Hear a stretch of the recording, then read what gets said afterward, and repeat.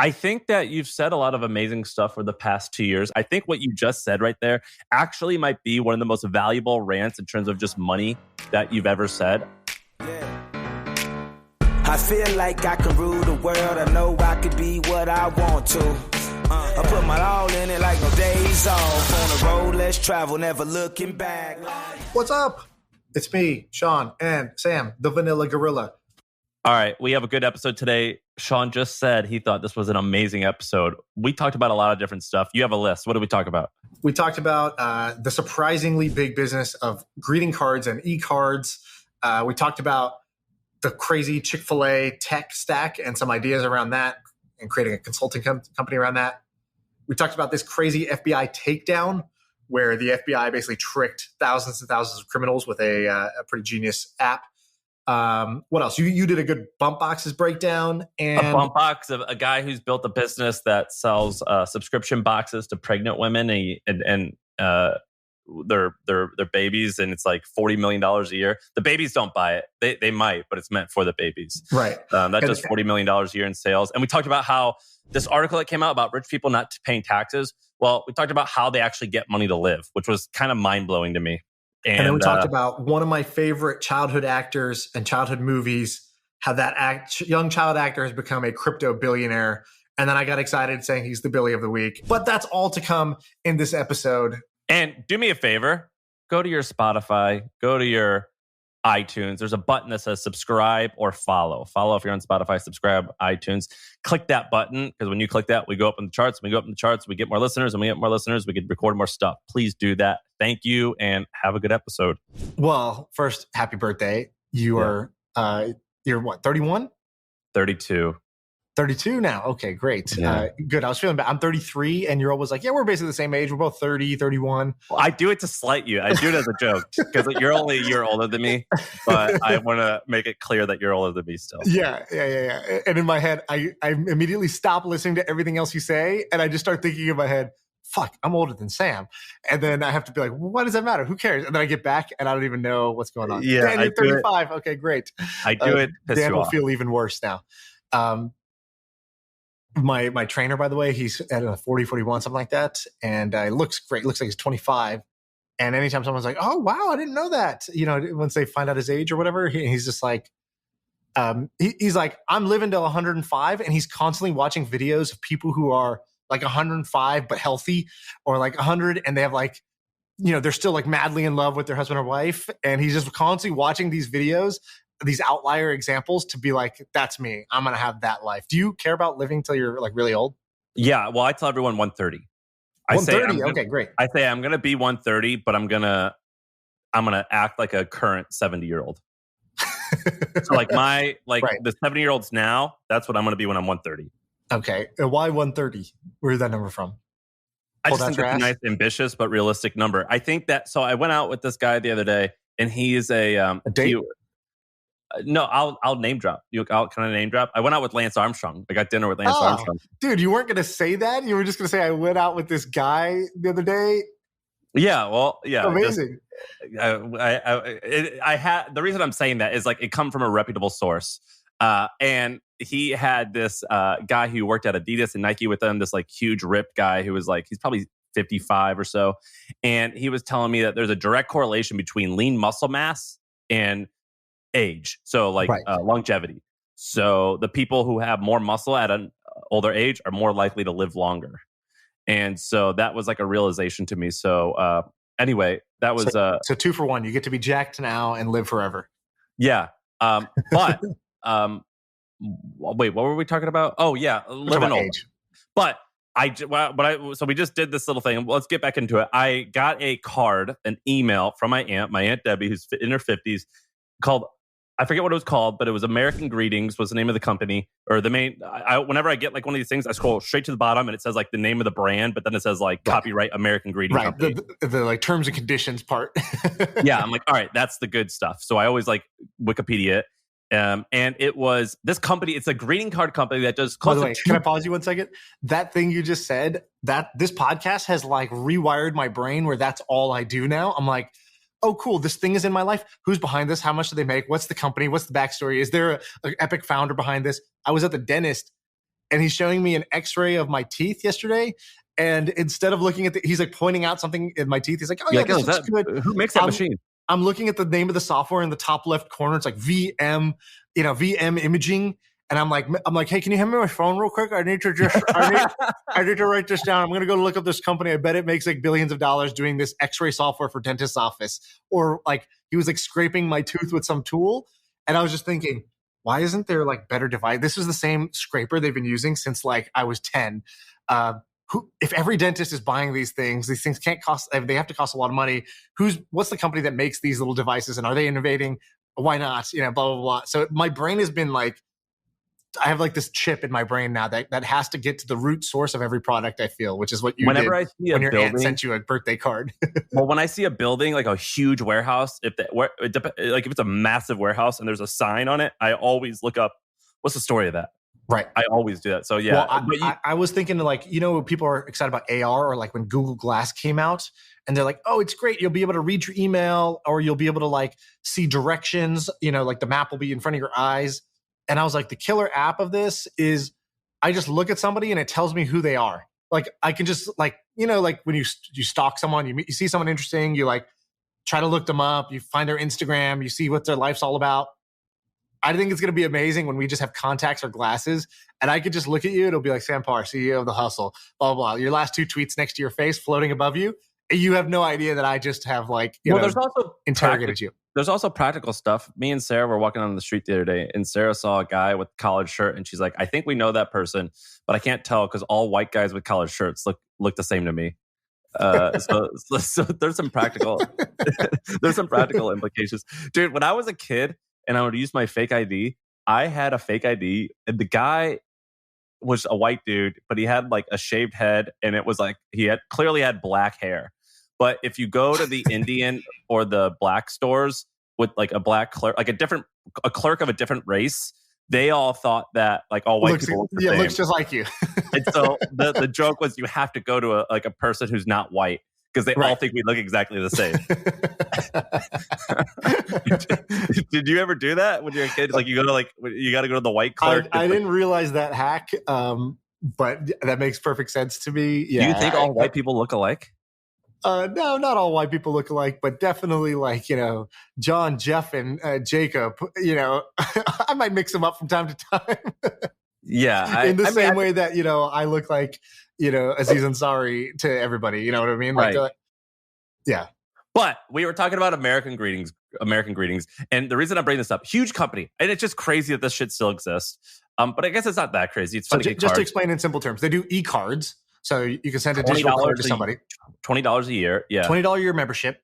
And they do above $1 billion in revenue. They own multiple smaller brands. So they own like Jackie Lawson. Have you ever heard of Jackie Lawson, by the way? No. You should Google this name. So Jackie Lawson, go look at her website and like welcome to 1982.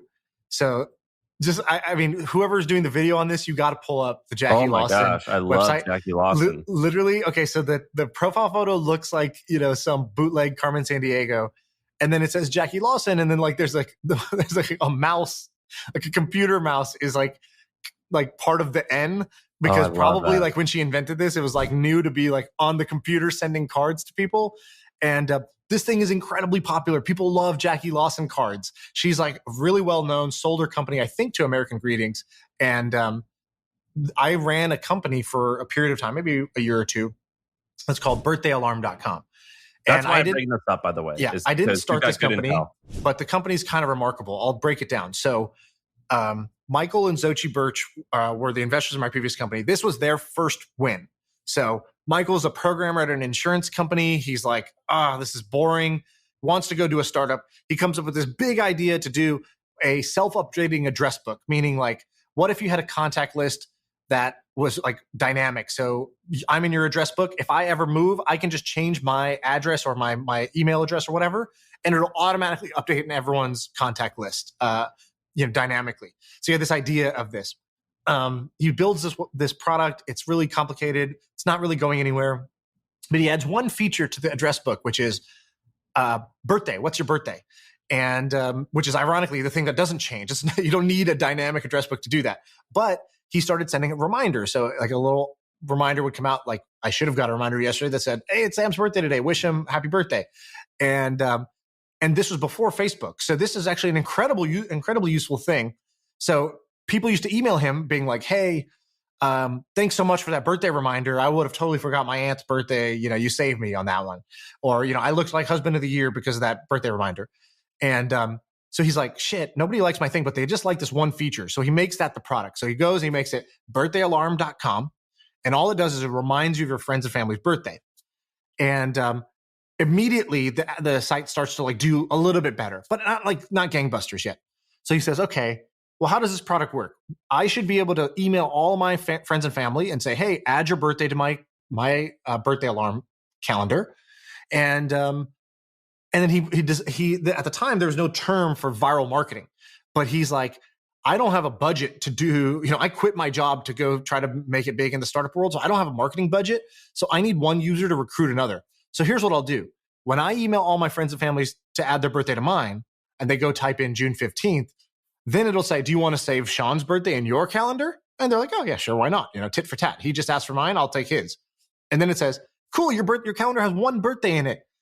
Who else's birthday do you want to know? Send this to your friends and family. So that became the viral loop.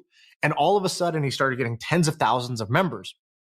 Still a free product, but tens of thousands of users at the time to him felt like $1 million. It was like, oh my God, I've actually made something that's growing. And then he's like, all right, how do I make this even better? So he went all in on this virality piece. He didn't try to figure out the business model or things. He's like, how do I make this even more viral? And so he's like, well, today there's still all these steps involved. I got to type in each person's email address.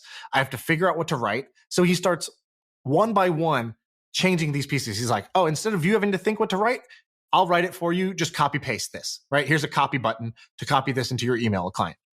And then he's like, could I just send this to their whole email address book? And at the time, nobody was really doing this.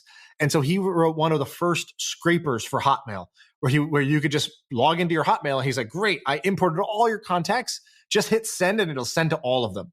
And he's like, dude, this is kind of crazy. Like, he's like, for sure, Hotmail is going to shut this down in 10 days, but whatever, 10 days of growth. Let's do it. And so immediately he wakes up next morning and there's like 100,000 members and it just keeps growing exponentially after that. And, here we are. He started that website in like 2001. So 20 years later, you could still do that thing in Hotmail and Gmail where you import your address book. They never were able to like fully shut it down. And so he's like, that hack that I thought would last 10 days lasted 20 years. And the site started growing exponentially. So now it has, it's had over, I don't know, maybe 100 million members at this point. Add their birthdays in. Wasn't it making like $5 million a year every single year? So at that point, it's free. Now, what happens is his buddy Morgan, who's like a friend of his, sends him a link to, I don't know what it was. It was either Jackie Lawson, American Greetings, Blue Mountain, one of these websites. He goes, dude, you should do e-cards. I made an e-card website. You should add e-cards to this. That could be the business model. Sell birthday cards, right? Don't just remind them of the birthday. Let them wish them a happy birthday. Turns that on, immediately starts making $10,000 a day or whatever. Numbers are not exact. In fact, we re-released his episodes. You can go listen to the exacts, but basically starts making money. That business with just like pretty bare bones. So it was him working on it, his wife working on it. His sister-in-law did the books and there was like, a cousin did customer support. It ran like that for a number of years and just had like, outsourced people making e-cards. And it was making at its peak $4 or $5 million a year of revenue, with most of that being profit, like maybe 80% profit at that time. And it ran like that for a number of years. He used that to self-fund his next startup, a social network called Bebo. And then because he self-funded it with Birthday Alarm, when he sold Bebo for, I think, $850 million, the husband and wife duo, they owned like 70% plus of the company because he had self-funded it using this e-card website. And so when I went to go run his Idea Lab, that was still the cash cow that was paying for that fancy office you saw, all those Silicon Valley engineers. Most of it was because Birthday Alarm was still cranking $2 million a year of profit, even though nobody was working on it. And there had been no updates for like multiple years at that point.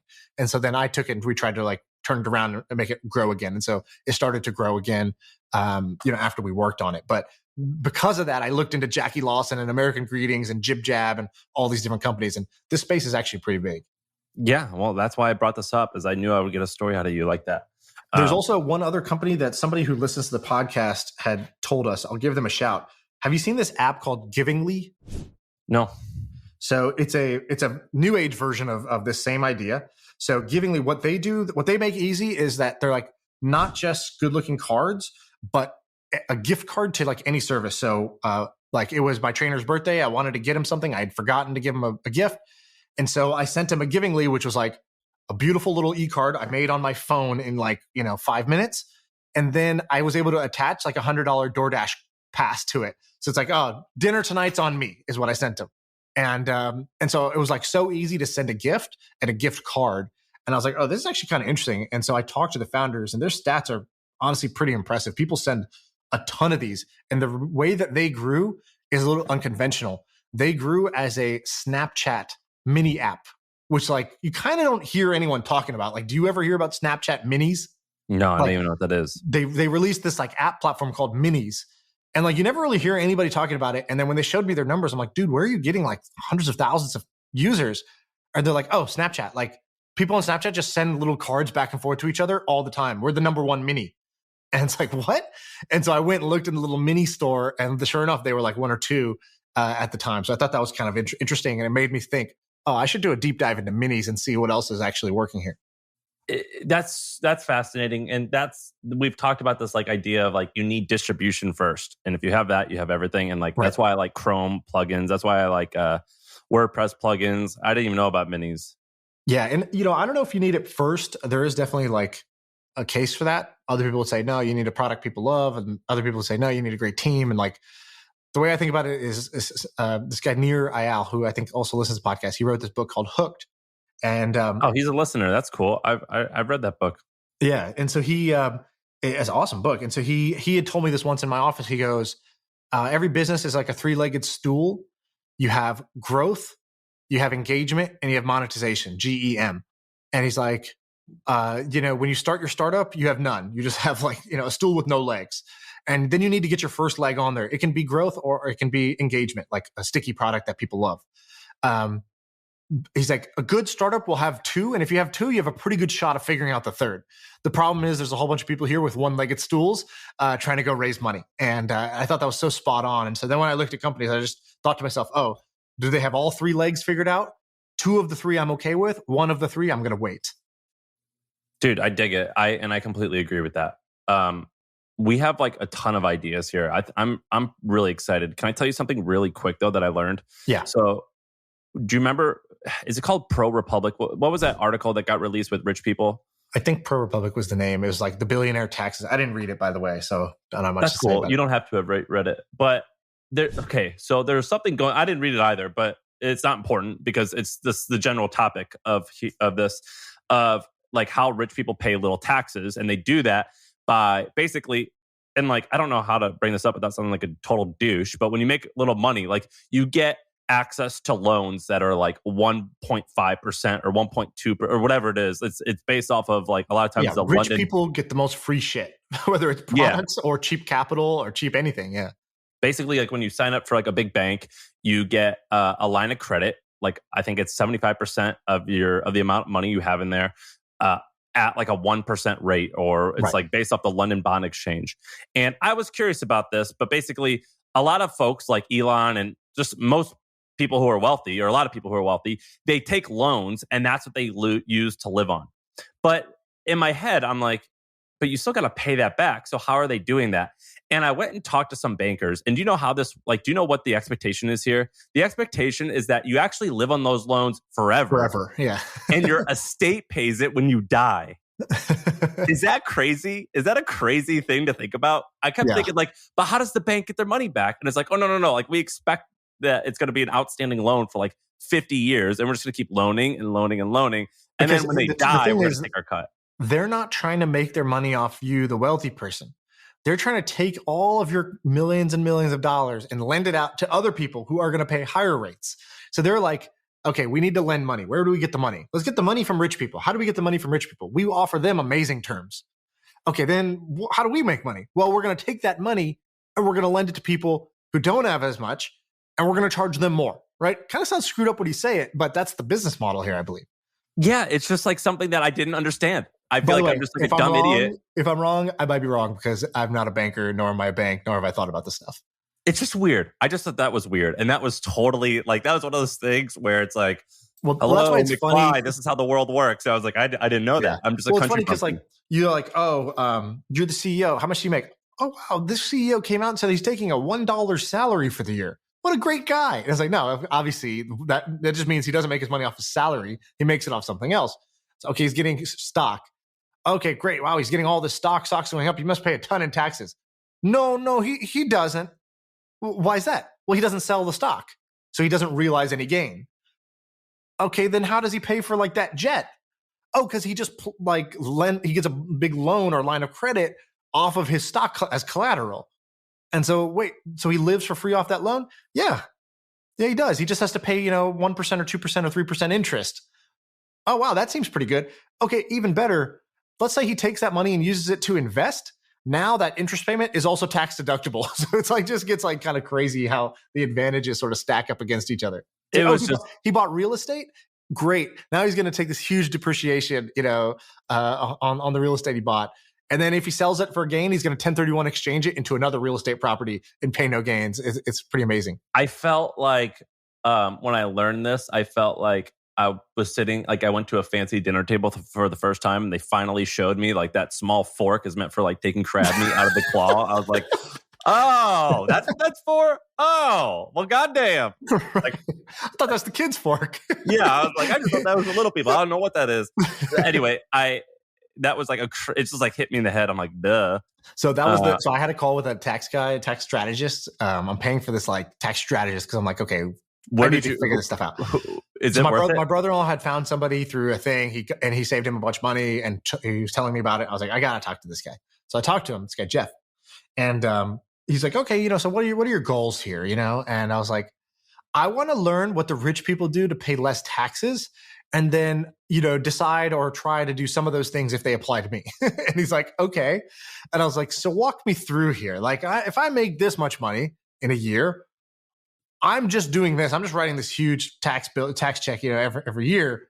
What do they do where they don't have to do that? And he was like, just kind of like amused at my line of questioning.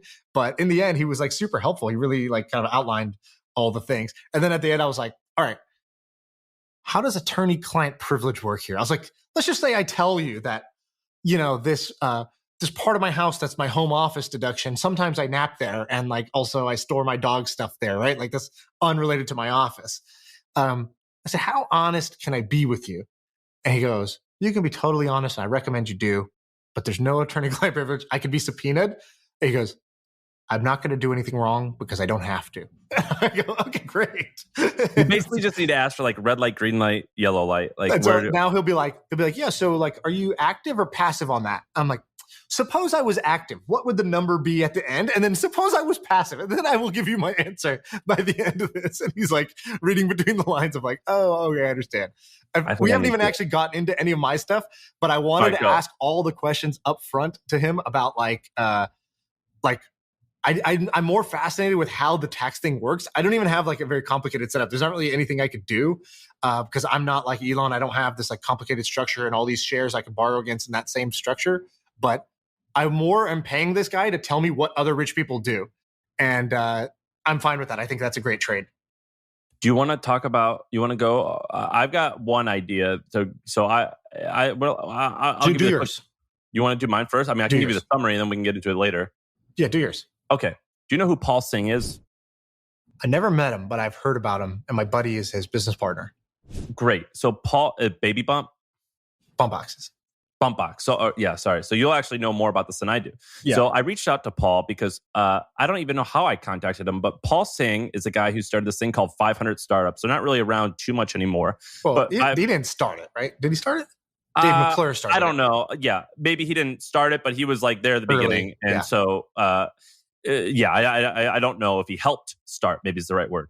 And he was a guy there. He helped make it popular. And somehow he started traveling in an RV. That was his shtick. Was like he actually left San Francisco before school. He goes, I just want to travel in an RV. And years and years and years ago, he started a hosting company, like a web hosting company. And he wouldn't talk to me about it too much because it's kind of private. But he's like, basically, I make millions of dollars a year from cash flow from that. And I invest a large amount into privately held companies, both brick and mortar and tech startups every single year. And I would travel just to meet new potential investments. And at one point, I met these folks who had this thing called Bumpbox. It wasn't very popular. And so it sounds like you know the people from Bumpbox, right? Yeah, I know it super well. Oh, well, then you probably know a lot more than I do. But let me tell you what I know. Yep. So he met these folks and he bought into it. He didn't start it and he didn't buy it outright, but I think he bought into it. So for like $200,000 or $300,000, something like that, he bought a portion. I don't know how much it was, but basically the whole shtick was, we know statistically like where you should be in your pregnancy and like the feelings that you're going to have and the products that you're going to need. And so we sell you a monthly box for $50. Well, let me simplify that part. I think it's more like when you get pregnant, especially for the first time, there's like all these new things happening inside your body, outside your body. You're trying to figure stuff out. And there's like a million things that you're supposed to buy and get and do, but you don't know what they are. And even if you know what they are, you don't know which product to buy because you want to buy the one that's like safe, but also effective, but also whatever. And so a lot of reading reviews, trying products.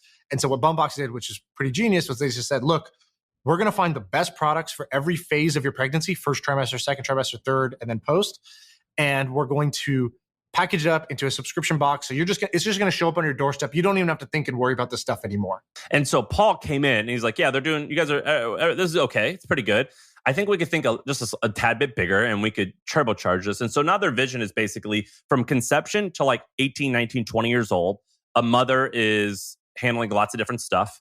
And we want to be the place that she turns to for a variety of different like needs to care for her kids. Right. And the company's pretty interesting. It's like $40 million in sales.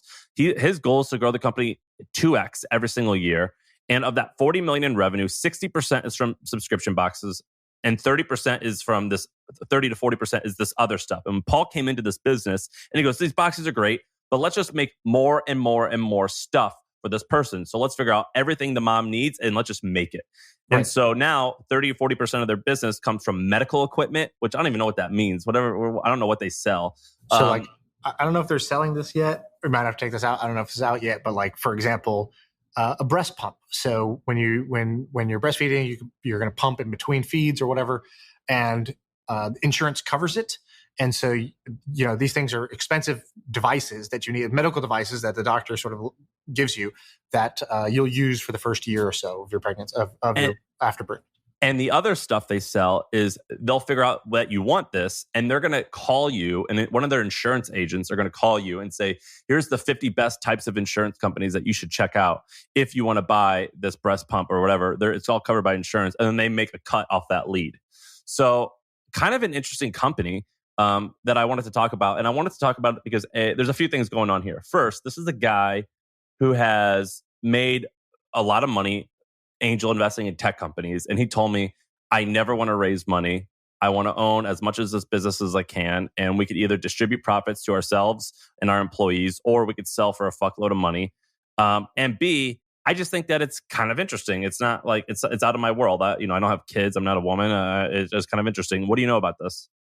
So Leland, who's the founder, and then Leland is his wife. I don't remember his wife's name top of my head, but they started this thing. They're amazing. He's been so helpful to me in e-commerce. He really knows his shit and just awesome guy. I think they're based in Illinois or something like that. And, super, super nice in the Midwest, built this company out. It's kind of a great company. And I think subscription is really hard to do, but when you do it, it's fantastic. And I think they've done a pretty good job of actually pulling it off. And the way he says it, he's like, we're not a box company. We're a mom acquisition machine. And I'm like, that's absolutely right. And that's why they think bigger than just what's one product we could sell to them. Okay, box might be the first. What's the second? What's the third? What's the fourth? Because we're just going to acquire moms at an insanely good rate and be able to offer them products that they're going to need for, the period of their child care time. And I said to Paul, I go, this is great, but you are doing a lot of stuff that I think is a bad idea, but it's a great idea. I mean, clearly you're making it work, which is you are not just you're not focusing exactly. You're focusing on the mother category, but you're launching loads of different stuff. And he goes, yeah, that's actually our goal.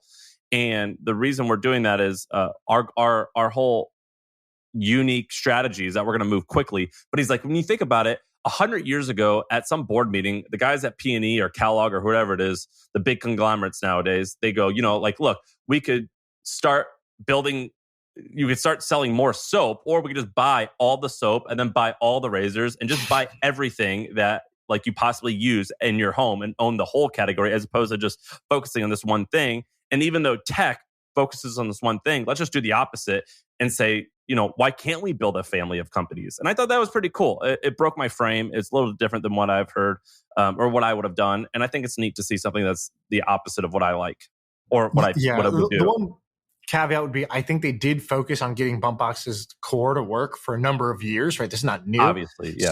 So you buy yourself the right to try a bunch of new things by getting your core to work really, really well and get to scale. So I think they did that part. They weren't doing, I don't think 5 different things before. The other thing is like, this idea is so simple. But when you talk to Leland, you're like, oh, you're like a badass operator. Like he's in the nitty gritty. He's like, oh yeah. In Facebook ads, I can copy paste this over here. And if I do that, it's just a little bit better. The platform doesn't even really support it, but I can do it manually this way. Or like, they'll use when they're marketing to people, they're like, yeah, we actually call, I don't know if you've ever heard of this. Have you heard of like ringless voicemail? No. It's like this marketing tactic that he's like, oh yeah, we call our customers. I was like, don't people hate getting calls? He's like, oh, it's not a call. It goes straight to voicemail. I was like, what? He's like, yeah, there's a way to call somebody that goes straight to voicemail and you leave a message. So it's a great way to like, that's instead of just staying in the email inbox and you're buried under 5,000 other emails, the person might get 1 or 2 voicemails a day. And one of them can be from us. And people like hearing from us and they hear a voice of a human being talking to them. And I'm like, he's just doing 1,000 of those small operational wins every year. And I'm like, oh, that's why you win, because this is a simple idea that I think 9 out of 10 entrepreneurs who tried this same exact idea would have failed. Same idea, same timing. So why did he sell a portion of it if he's a powerhouse? He just needed some help? Early on, I think they needed some capital, and I think they met Paul, were pretty impressed by him, and I think he's been a good kind of like partner for them. But if you offered them a deal now, I don't think they would take it, right? Because he's in a different position now than when it's just like, I mean, he started the company. Him and his wife were like, I think they were like at a conference or something like that, and they were just like walking. It was like, like the parking lot or the hot dog stands, like far away because everything's inconvenient at an event. And while they were walking there, they basically like had this idea. They're like, screw it, why don't we do this? Like, let's start a business. Why don't we just go for it? And they just like kind of decided to do it. And so, at that point, you're really green. You don't know anything. And then now he knows obviously a lot because he's been doing this for, I don't know, whatever, 7 years or something.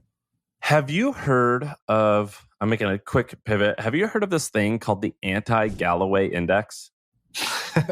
I don't know if it's a real thing. I know that a lot of people basically make fun of Scott Galloway for being absolutely wrong about all his investment advice and predictions. So there's this guy. Did someone turn it into an actual investable asset? It is asset? crushing. No. So there's this guy named Scott Galloway. Scott Galloway, I've had lunch with him. He's been nothing but nice to me, but a lot of people dislike him because he makes some crazy statements.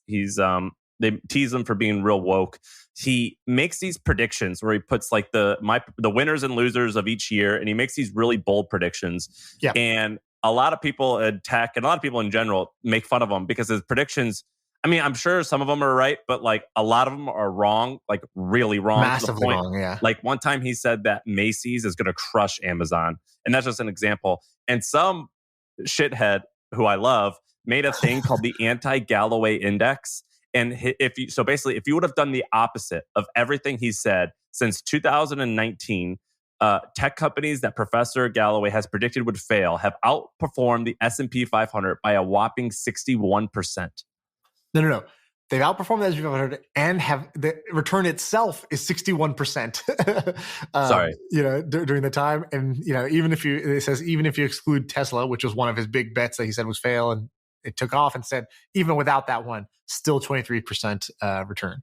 That's crazy, isn't it? This is hilarious. Who made this? Let's give him a shout. I don't know. I have no idea. Know. Okay, that's hilarious. This is cool. Here's an idea, by the way, which is, is there? I think there's some new products that are coming out that let anybody create a basket of stocks. That's like for example, I think there's a company called Doji that's doing this, DOJI. And what they do is you can go I can go create the Shaan index, and it's 5 stocks that I'm investing in, and you can actually put your money into my index and buy those stocks, and then it'll show over time how my index has performed. And I can make the tech index, and I can make my like high risk, high reward index or whatever. That's my understanding. I haven't used the product, but my understanding is it's kind of like that, which I think is an awesome idea, by the way. What do you think of that idea? Yeah, I mean, why can't you do that on? I've mentioned them before. I think it's called like Bull something. There's that one Israeli Robinhood competitor, and they've done this. It's called Copy Trader, and you can create Webull. Is that what it is? Yeah. Webull. And you could do this on that platform. I think it's sick. I think it's awesome. Yeah, it seems really cool. I don't know if I get some incentive by like sharing my basket, but that would be like a really cool model where essentially I get a small cut of the assets that are invested into it if we perform or something like that. And then you could see like who's right, who's wrong, and not just people who cherry pick. Oh, I invested in this one thing and it's done great, but they don't tell you about the 5 losers they had. Here, it's like all on the record what you picked, and then you can see like the Galloway index. I think it's amazing. So you want to talk about some of your ideas? Yeah, sure. Which one do you want to do? So, have you heard about this Phantom Secure thing? I thought this was pretty sweet. No. So, okay, so there was this story the other day about the FBI had this huge crackdown on criminals. And I was like, okay, that's interesting. Tell me about it. And so I was reading it, and in there they were talking about this the story. Okay, so there was this app called Phantom Secure. Okay. And what Phantom Secure was, it was marketed basically as an app that you can use if you don't want anybody to see what you're writing here, right? So obviously criminals are like, hey, that's interesting. I'd rather write there than on Gmail, right? Where my stuff is stored on a server somewhere, and I can get, those records can get subpoenaed or whatever. And so Phantom Secure at its peak had 20,000 users. It made $80 million off those 20,000 users. So just for like math, because you would pay to use it, right? Because for you, you're like, this is a business tool for me. If I'm a criminal, I need secure messaging. I'll pay for this. And so they were making $4,000 per user. And just for like comparison, WhatsApp makes like $2 per user. So, $4,000 per user it's like an enterprise product for criminals. But why were they paying for that versus like the other things like Telegram or whatever it is? Because this was even more secure. What you were getting here is you're not just getting an app. You're getting a phone that has been wiped. All the other apps are gone. There's only a secure messaging app on the phone. That secure messaging app will self-destruct under certain conditions if you're like, arrested or you trigger it or whatever. Somebody messes up the password 3 times. So it's a burner device designed for criminal communications. CTO gets arrested. The only way you could even get into the app was through referral, right? So this thing existed. They arrested the guy, and criminals were like, "Oh shit, we don't have this app anymore." So the FBI, the story is like these 2 detectives were out to lunch one day, and they're like, "Why don't we create another Phantom Secure? But we own the thing. We own the back channel." So they created this app called Anon, like anonymous, and they put it on 12,000 phones. And they let it be out there for 18 months for criminals to use and start to trust and refer other criminals onto it. And the whole time, every message is going to the FBI's secure servers, but they just waited. They just let the thing spread like a virus all throughout the criminal organizations, and then they just took everybody down. And I was like, that is a badass story. How did you find that? Props.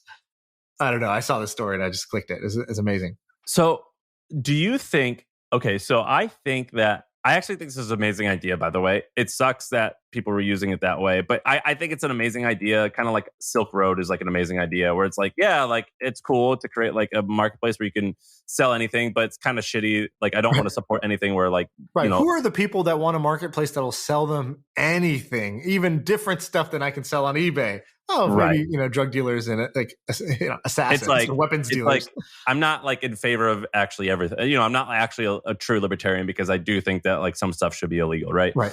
But I am incredibly bullish on things like, what's it called? So there's DuckDuckGo. Do you see DuckDuckGo? They just took a bunch of funding. Oh, I didn't see that. No. Yeah, they sold $100 million worth of secondary shares, and they're doing over 100 million in revenue. Right. And then also, do you know Proton? Is it called Proton Mail? Right. The sort of why are you laughing at me? Did I say it funny? No. I haven't heard. So the funny thing is, all these ideas I remember hearing about, like DuckDuckGo, 6 years ago, I remember reading about it, being like, oh, that's kind of weird. Like, I thought it was like cute. Does anyone really care? Like, do people really care? Oh, no, it doesn't seem like they care. Move on. Proton Mail, Signal, all these apps. And then they were right. Their core insight, which is that people are going to care about privacy. People are going to care about not being tracked by big tech companies, not being advertised to. And they're going to care about not having all their messages stored forever in a way that could get leaked or hacked. And, you get canceled or you get your business secrets, outed like Sony did. Right. And so all those ended up being true. And at the time, for years, they looked like non-winners. People weren't really using them at the time. I totally agree. I thought it was stupid. I'm like, DuckDuckGo, what are you talking about? Now it's what I use. You use DuckDuckGo as your default? I use it often, and I'm starting to use it as default. Yeah. And do you use Brave? Because Brave is the new one that I think fits into this category. Brave browser. No, I haven't yet, because switching from Chrome is shockingly challenging. Right. But switching from anything, switching from mail, messaging, they're all a bit challenging. Google's a bit easier. Is it? Why? Like switching my search thing? Yeah. I could probably get good results on Bing or Google. I'm just really trying to go to the Wikipedia or Quora or Facebook or Twitter. Right. I'm pretty sure that private browsing, basically, like a Brave or a Brave-like company, 5 years from now, we're going to look at it and it's going to be just like DuckDuckGo or Signal, in that like it just takes over slowly but surely. I agree, and I think that 10 years from now, we're going to say like, I can't believe you used to use X, Y, and Z, and you would just do that. Like, that's shocking to me. Right. You used to just give up your location to anybody to be advertised to, right? You used to, like Alexa, right? You used to just have like a hot mic on in your house all the time, right? So those are going to seem like strange situations that we were okay with. That's the inflection. So the other day, if you didn't listen, we had this guy named Mike Maples on, and he was kind of a genius. And he talked about inflections, and he's like, "What I invest in early stage stuff, and it's pretty impossible to predict what's going to be big. So I try to use some frameworks, and I just basically think like, what interesting inflections are going to happen in 10 years that's going to make X, Y, and Z possible, but it's not possible right now, and I'm going to try and get into it. So like, for example, Uber, what made it possible was everyone started having really great phones that had GPSs in it. Without those GPSs, it would have been very challenging to do this. Right. And one of those inflections that I believe to be true, and I'm trying to put my money where my mouth is and invest stuff like it, is this privacy thing. I believe that to be true. I believe that's going to be a big thing coming up. I don't know who's going to win or what the end result will look like, but I believe in the mega trend. Right. You know what to look for, and you know what's going to look strange now, right? We talked about Guardian, that app on your phone that like is like a auto VPN for your mobile apps. Brave browser, I think, fits into that. When Mike Maples was on, he said something really fast that I thought was actually super insightful that we didn't really go into. He goes, every like kind of era of tech, the old valuable thing becomes like completely commoditized, and there becomes a new valuable thing. So what does that mean? So he goes, back when it was like, at first you were selling PCs and all the money to be made was in the hardware. And then you had like Microsoft and others basically come up and they're like, cool, IBM, you be the hardware, we're going to be the software. And then like all the money shifted from being made in the hardware to the hardware became completely commoditized, and all the money was made in software applications. And then it was like, oh, software applications are like where all the money's made. And then people started making services like Google and Facebook. It's like, wait, it's a free software application. So then how do you make money? It's like, because data is the valuable thing. You don't realize that, right? Microsoft doesn't realize that. They're going to charge you for the software. We're going to give away free software, but we're going to make all the money on the data. And it's like, okay, great. And the shift that's happening now is that data is the thing that makes money. We're going to make our data open source. We're going to make our blockchain open. Anybody can build on top of it. And we're going to go open data. So then where's all the money to be made? And then you have like kind of like a new answer that comes after that. And so I thought that was like such a spot on observation. And it's like, that's how you observe. That's how the next, $100 billion, $500 billion company looks nothing like the last one. And if you're just looking to match what's the next Microsoft, you're never going to think it's Facebook, this college social network that's free, right? You're never going to think it's Google, this search engine that's free. You're going to think it's supposed to look more like Microsoft, this like enterprise paid software thing. But no, it keeps switching because they react to it in that way. And so like that's why, I got kind of made fun of when I was talking about BitClout. But BitClout, I think, is an example of this, where they took the most valuable part of Facebook and Twitter, which is the social graph and the data that's underneath it. And they were like, nope, that's going to be freely available. Anybody can take our data. You can make a better version of BitClout. You can make a new skin, make a new client. You can make a fork off this. The data is all open chain, which Facebook would never give you access to their database that shows you every person, their photos, and their friends. You can never get access like that. It's their most prized possession. And BitClout basically says that's now free. Instead, we're going to make our money on these creator coins, right? It's a different method. I think that you've said a lot of amazing stuff for the past 2 years. I think this little rant right here might be the most like not valuable in the sense of like whenever you talk about like fluffy bullshit that's useful of like I need Being to have happy. confidence. Yeah, like that is useful. I call it fluffy, but it's incredibly useful. Right. I think what you just said right there actually might be one of the most valuable rants in terms of just money that you've ever said. I think that I do not have the ability to build pretty much any of the things that you're discussing. You might have the ability, but I certainly don't. I don't think you do either. But I think that if you are listening to this and you think you have the ability to do some of this stuff, I think like we've very clearly just said a thesis of what like the world's going to be like in 10 years. And I would bet my own personal money that actually is going to be true. And I think it's going to be not just true a little, but like true a significant amount. Right. And there's not just one trend happening at once, right? Like I remember talking to Alex too, the founder of Calm, and he just believed that like mindfulness and calm and meditation was going to become a bigger thing. And there was multiple years where it was not growing very fast because it wasn't a thing. And then sure enough, people started to feel really fatigued with technology. They started to feel really busy and constantly on, and the mobile phone was too much. And then wow, there's this app that like is actually designed not for me to constantly use it and check it, keep checking the notifications over and over and over again. This app is to calm me down, and mindfulness and mental health became a thing. And it's like, yeah, mental health became a thing, and he was prepared. He was ready with a solution for that he had been baking for years. Yeah, so I think it's bullish, or not bullish. I think it's amazing. I think it's going to be a thing. You want to do a couple more? You want to do this Chick-fil-A thing? So I read this blog post or this article that the Chick-fil-A tech team put out. And if I'm not the biggest Chick-fil-A customer, I'm top 5 easily in the country. So, so anything Chick-fil-A, I'm going to read. And what they were talking about was like Chick-fil-A using AI, machine learning, blah, blah, blah. And I was like, oh, let me see what this is. Some bullshit. And I started reading it. It was actually pretty interesting. First of all, 90% of it was just over my head. But I thought it was pretty fascinating. What they were saying, well, first 2 things. They kind of like, they put their stake in the ground, which I appreciate. They go, Chick-fil-A is, a restaurant that's sort of different than others. We're only open 6 days a week, but we do more sales than people that are open 7 days a week. And I was like, thing to say. I was like, baller, like strive to be Chick-fil-A. Like I want to be the Chick-fil-A. I want to work less and make more than somebody who's working more. And the other thing I thought about was like a lot of people hate Chick-fil-A because they're like kind of like overly Christian and like have like they're like anti-gay marriage and stuff like that. And I'm like, that sucks. But like this chicken is so good. I'm going to eat here. Like the chicken wins in the end. What I would always say, it's like, I can like R. Kelly's voice, but not like him. Like I can admit that Right. I Believe I Can Fly is like a banger, and also Right. say he's a horrible human being. Also, you're not invited to my daughter's birthday party. Yeah, like I can do both. It is possible to do both. And so with Chick-fil-A, it's like, I want to stuff my mouth with chicken and then be like, you guys are wrong. Like that's how I want to be.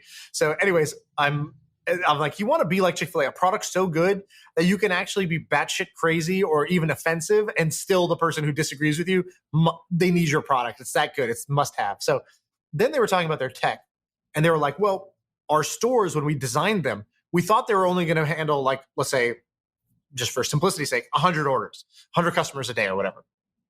But the actual usage, the demand is so high for Chick-fil-A that we get 3 times more output than the store was designed for.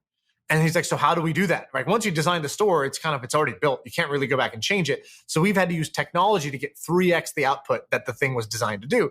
And he goes, so the first thing we tried to do was, can we like predict demand better, right? So if you want to pump orders out faster, instead of waiting till after the order happens, I should just say, hey, there's always a lunch rush at noon, so I'm going to throw a bunch of fries in, and I'm just going to know that I get this much demand. He goes, but the problem is there's too many variables. A soccer game ends nearby, you get a rush of customers, the weather changes, and that causes a dip in customers.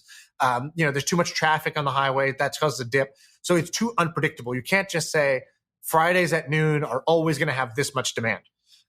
Too many external variables. But he goes, so what we did do instead was we put like hundreds of sensors inside of a store so that in real time, I'm basically taking the, like the order as the person's typing it into the machine.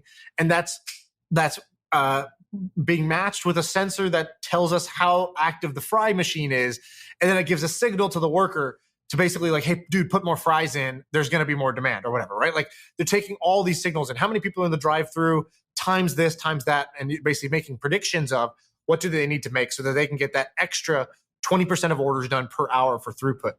And so I thought this was kind of interesting, and I don't even fully understand the model. And I'm kind of like, it's not like mansplaining. I'm like dumbsplaining. Like the thing I just said is not actually what they do, but it's the essence of what they do, which is they have 100 like sort of smart devices in their store. Well, that's kind of like what this whole podcast is we just said like, oh, it just bump boxes. All they do is they just sell shit that like women need. That's all. Right. They're not like expert at Facebook ads or experts at like deal making for like supply chain stuff. I mean, they just do that. Right.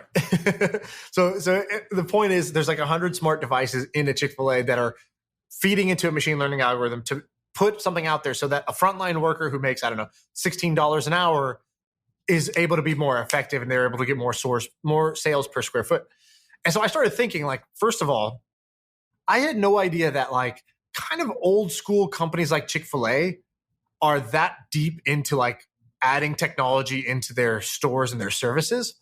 And it made me think of two ideas. The first is those people should the engineers working on that should spin out of Chick-fil-A and then go offer this as a service to every other restaurant. Is basically like, hey, Chick-fil-A spent $50 million over the last 5 years developing the technology to make their store smarter. So we generalized it and it's a product for you, right? That's my old export framework. They should export this idea from Chick-fil-A and make it available to any restaurant chain. So that's like the first idea. The second idea is, what are the companies that are like McKinsey or like a consulting company? Because I assume Chick-fil-A, when they go out in the job market, they're trying to hire machine learning and AI engineers. I bet they're finding it pretty hard to compete with like Google and Facebook and OpenAI and all these other companies. Like what great engineer is going to work for Chick-fil-A, right? Like I think you'd be surprised. You know who crushed it with tech stuff, or relatively speaking, was Walmart. Walmart had this amazing thing called the Walmart Innovation Lab in Silicon Valley. Yep. It was pretty sick. And I went to, I was reading the other day about the most beloved brands amongst young people. And it's like, Target. It's like Vans, Starbucks, one other one. And like the number one most loved brand is Chick-fil-A. Right.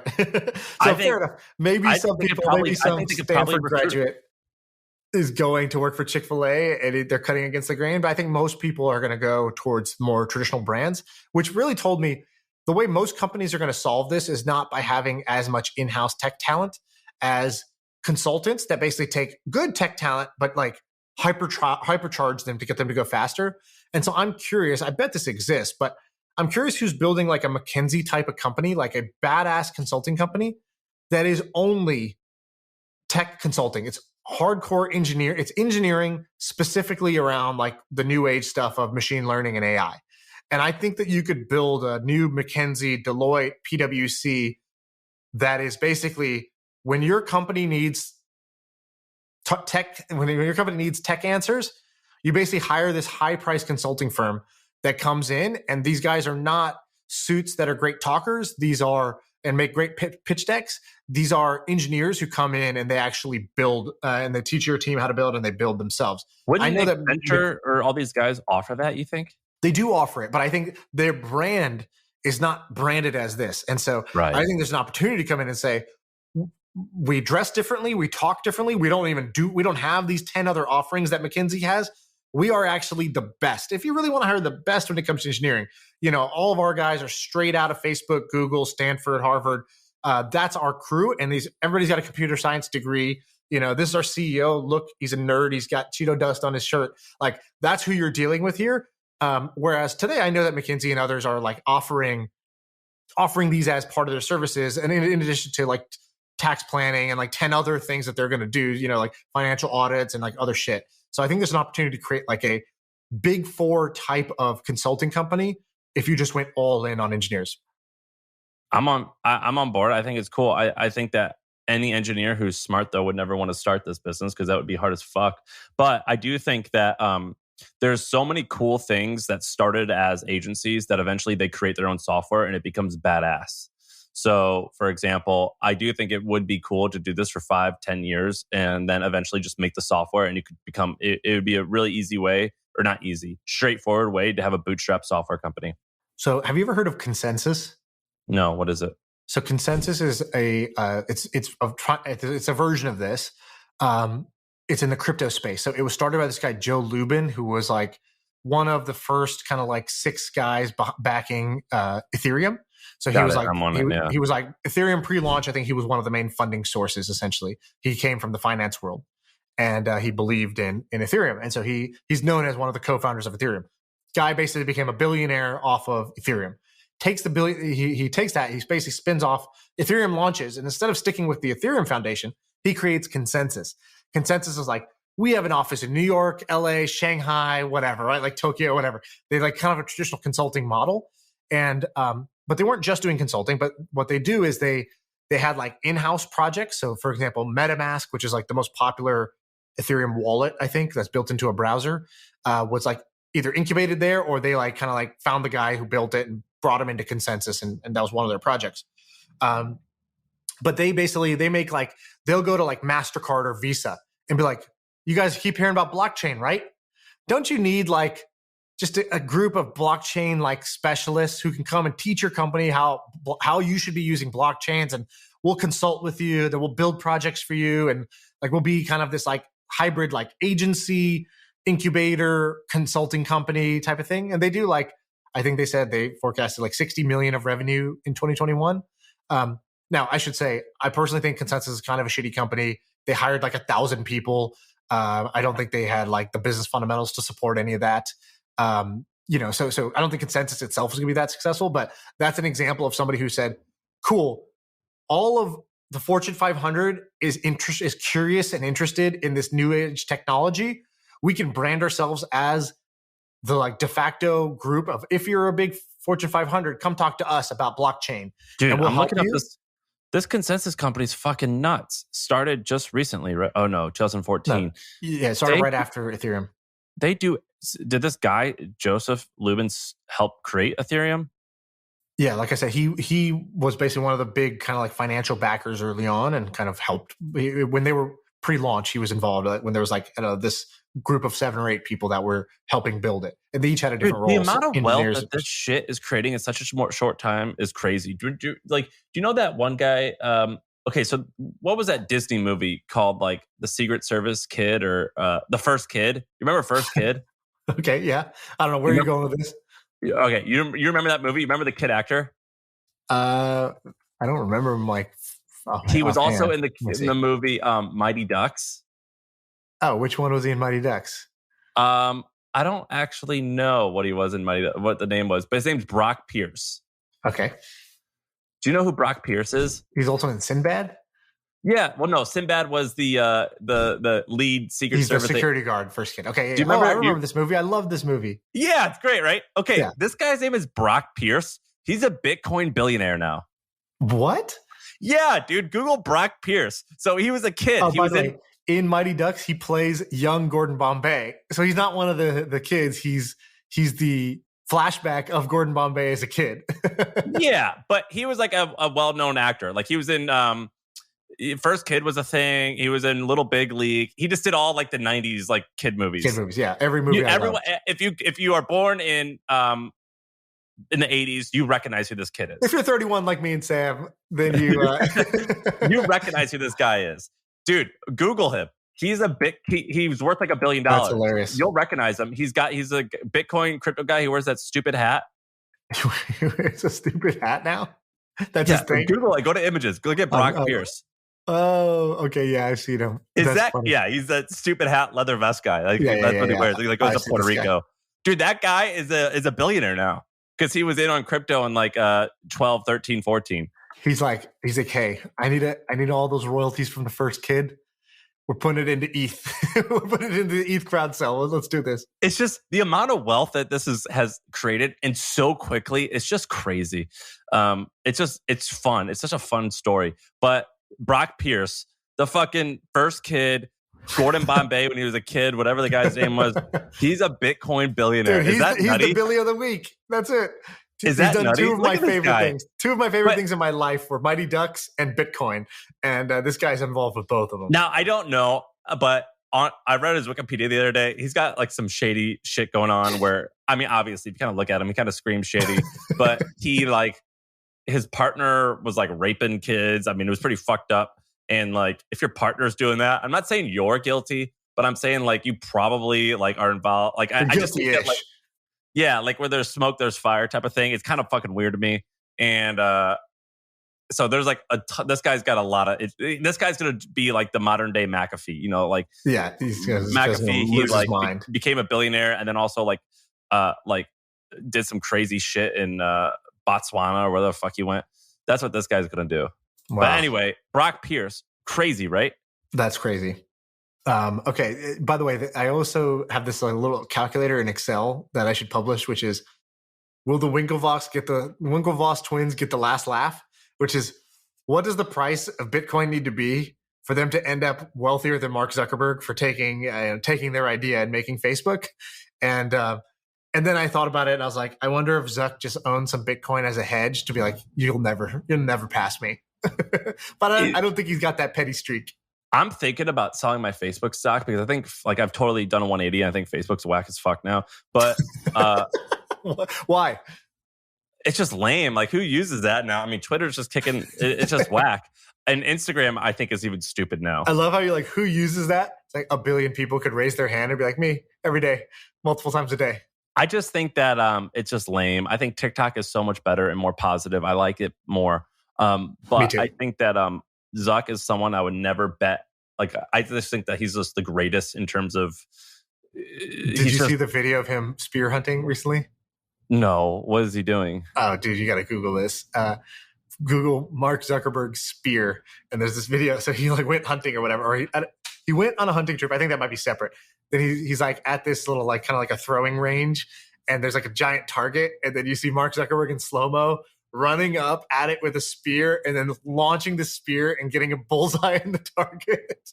And it's just like, it's everything you would expect out of a Zuckerberg video, which is like, you know, 2 parts awkward robotic, 1 part like sort of fearsome and weird at the same time. I'm looking at it now. I mean, this is just, wow. He got it. By the way, you said TikTok. You should follow this TikTok account. It's amazing. It's called Vitalik Doing Things. So Vitalik, who's the co-founder of Ethereum, he's also like Zuck, like hilariously awkward. I really love the guy. I think he's like, when he talks, he might have like kind of an awkward way of talking, but I love his thoughts. I love his brain, basically. And he seems like a very genuine guy. He doesn't just like shill Ethereum and like crypto and say it's the best thing ever and all that. Like, he's just like way more reasonable and clearly like mission driven. I'm looking at it now. His story is kind of amazing, by the way. Like, was he like an adopted Russian kid or something? Do you know how this guy like got started in crypto? No. So he's 18 years old. He like discovers crypto. He starts by he agrees to write write articles for Bitcoin magazine back when Bitcoin was like super underground at the time. And Bitcoin magazine paid him $3.50 per article. And he's like writing all about Bitcoin and like all the cool things you're going to be able to do with cryptocurrencies. And he's just like a kid. And he used to like go to different crypto projects and meet them and be like, hey, I'd love to like help or like intern or like kind of like write about you guys. And he started just getting known as kind of like this little blogger boy. And then like little blogger boy goes on to like, he helped write the white paper for one idea called Colored Coins that was like going to be for this other project. And then eventually decides like, you know what, like I have all these ideas about how I think crypto could change the world. Like, I'm just going to make it myself. I'm going to make Ethereum. And so he invents Ethereum at like age 18 or 19 and like is the youngest crypto billionaire in the world since. Where's the name come from? Russia. What's that mean? The name Ethereum. Oh, I don't know why he named it Ethereum. Ether is like kind of like, it's sort of like, I don't know if you know what Ether is. It's sort of like this, it's like out of the ether. It's like this, it's like the substance of the world. It's basically like, I don't know how you describe ether really. It's like matter. It's like a word like matter in the universe. And so I don't know why he called it ether. I think it was like, I don't know the backstory. I shouldn't really speculate. Well, you should have figured that out. I thought you were like betting your life savings on this. I took one look at this guy and I was like, I'm going to hitch my wagon to this nerd. This guy's taking me to the top. I think that's a good bet, to be honest. But the TikTok channel, Vitalik Doing Things, is amazing comedy because he's just a very unintentionally comedic guy. Dan posted it. So he goes, I immediately realized that I liked it better than all the other alternatives that I'd seen. I suppose it was the fact that it sounded nice and it had the word ether, referring to the hypothetical invisible medium that permeates the universe and allows light to travel. Right. Yeah. See, that's the guy you want to bet on. All right. I think that's the show, right? Yeah, that's it.